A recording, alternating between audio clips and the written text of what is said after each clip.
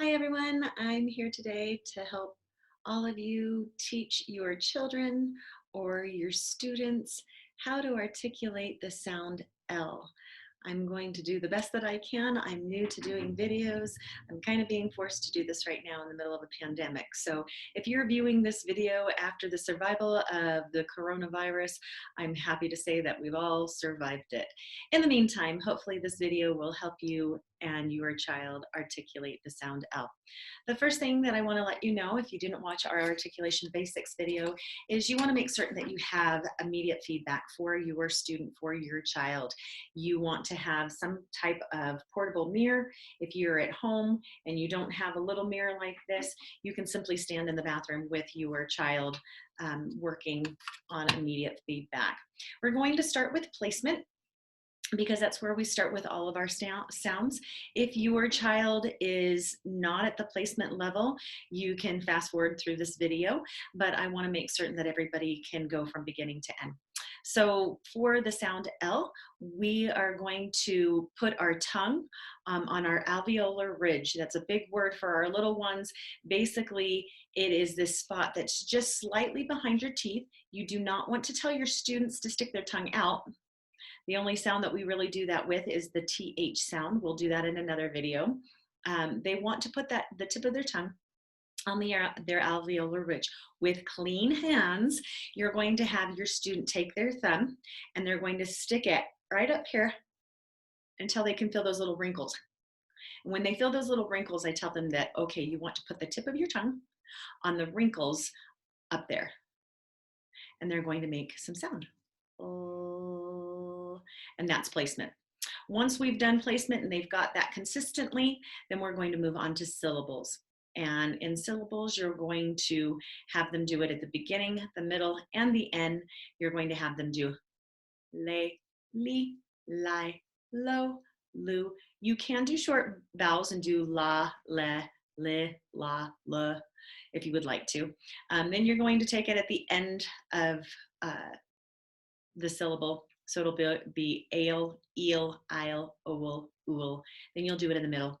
Ale, ili, ili, olo, ulu. Then the next step that you're going to move towards is you're going to move towards words.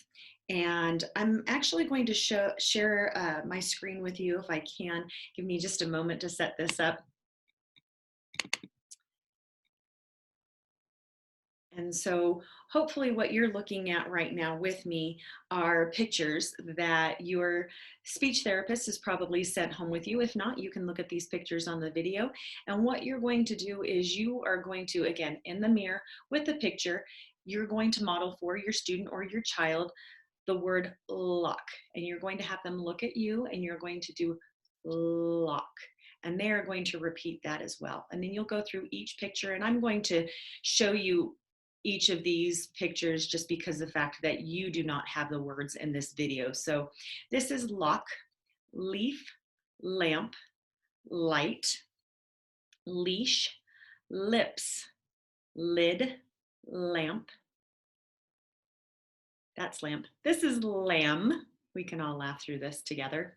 Log, lake, line, leak, lung, leg, lift, lunch, laugh, lick, lion, and laugh again. Okay, this might even be loud if you're looking for another word.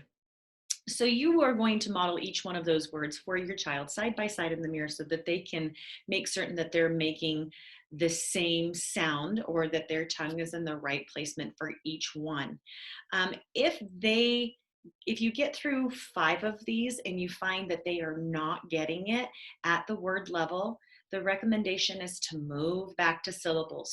You want to make certain that they can do those syllables at least 80% of the time before you move on. All right. Then what you can do is you can move on to the middle sound. And again, what we should be looking at here, I'll go through each one of these with you. And again, you'll show the student to look at your mouth and you'll model it for them. And then they will say it as well. And so I'll go through these again. Hopefully I don't have the words in front of me. I'm hoping that I remember them all. This is pillow, balloons, police, 11, color, dollar, yellow, telephone, olive, sailor, pilot, calendar. Going to have to go back to that one. Salad, fly, envelope, July, wallet, television, elephant.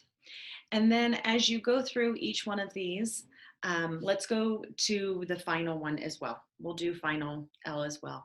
I've got tall, ball, bell, snail, whale, mule, hill, pail, smell, tail, wheel, owl, pool, sail, nail, boil, fall, hill, bowl, hole.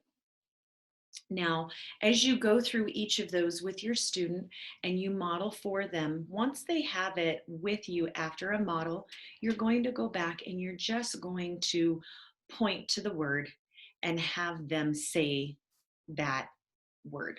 And you'll go through.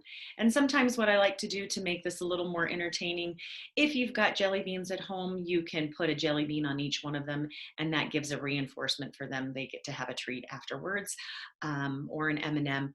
Or if you don't want to motivate with candy, I know that there are some parents out there that choose not to give their children candy. They want to motivate them other ways.